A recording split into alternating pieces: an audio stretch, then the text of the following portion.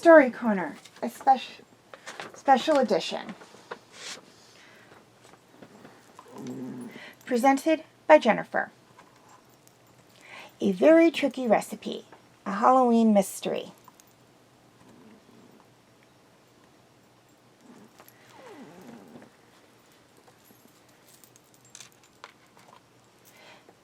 Detective Tanya Tate smiled at the welcoming of carved pumpkins as she walked up the path to Edith Shaw's house. There were more gate-toothed grins than a kindergarten jamboree. "I love your decorations," Tanya said as Edith opened the door. "I didn't even make them," the elderly woman scoffed. 3 times today people came over, bringing decorations for me. Now I know why someone used the gifts to steal my secret pumpkin recipe. Come in, Detective. Edith hobbled down the hallway. On the kitchen table, there was a piece of paper and the dog-eared page, old and well-used, with orange stains, flour specks, and several splashes of oil.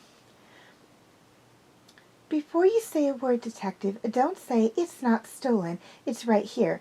I keep this in a folder in my kitchen drawer, and I've never shown it to anyone," Edith said. "That dog-eared corner wasn't there yesterday. It only appeared after my 3 visitors today, all of whom have been pestering me for my recipe for years. I suspect one of them took a photo of it on their phones and thought I'd never know. But I'm sharp as a tack, and all 3 had access to my kitchen today when I was in another room." "I'm very curious why you didn't put that recipe in a safe spot, Edith." Edith grinned like one of her pumpkins. "Because when I wrote it out, I added 2 fake ingredients to the recipe.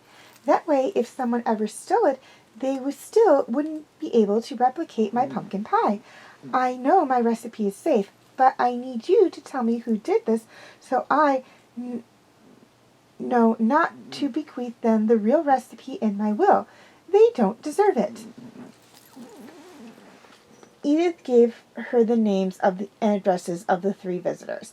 The first was her neighbor, Sally. Tanya introduced herself, then said, "Edith's pumpkin pie recipe was stolen today." She didn't reveal that Edith still had the original page. "That's terrible," Sally gasped, "but Edith has made it so many times she can probably make it from memory, right?" Was Sally only pretending that the actual page was gone to throw Tanya off the scent? "Edith says you've asked her for the recipe before." "Well, of course. Have you ever tasted her pie? It's amazing. The best thing I've ever eaten, and I'd tell Edith that today.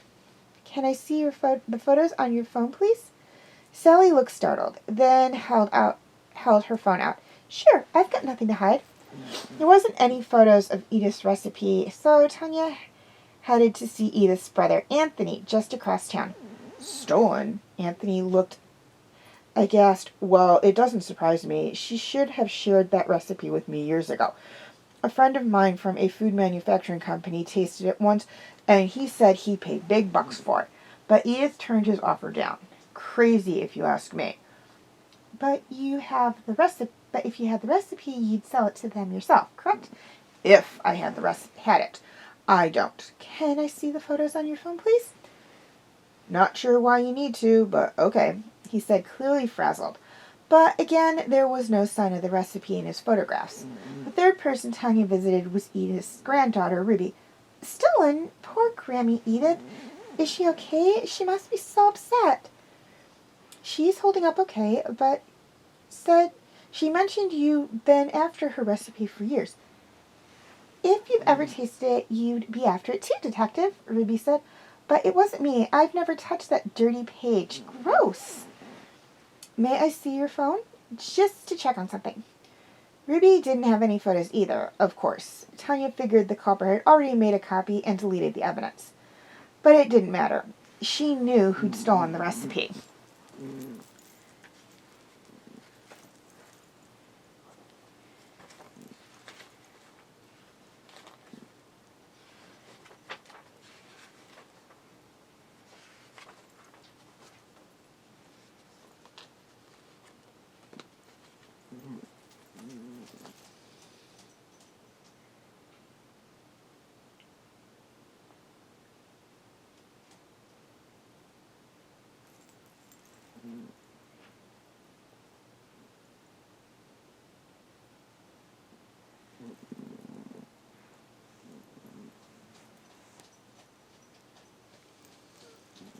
Ruby stole the recipe.